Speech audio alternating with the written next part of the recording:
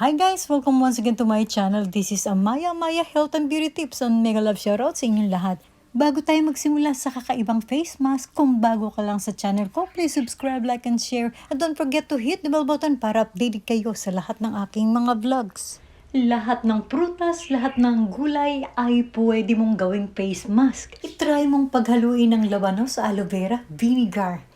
1:1 ang timpla. Isang kutsarang katas ng labanos, isang kutsarang katas ng aloe vera, at isang kutsarang vinegar. Ito ay paghalu-haluin. At alam niyo ba, pinakamaganda niyan, bago kayo mag-face mask, maghilamos muna kayo at mag-scrub ng asin or granule sugar or baking soda. Sa magandang resulta, gumamit ng brush para talagang pantay na pantay ang paglalagay sa iyong mukha. At pagkatapos niyan, mga ilang minuto, magbanlaw lang, kumuha ng hot wet towel at maglagay sa inyong mukha, mag-lotion, at huwag na huwag niyong kalilimutan ang maglagay ng sunblock na mayroong tatak na SPF 50++ at kung hanggat maaari sa loob at sa labas ng bahay. So thank you so much guys for watching and see you to my next vlog. Bye!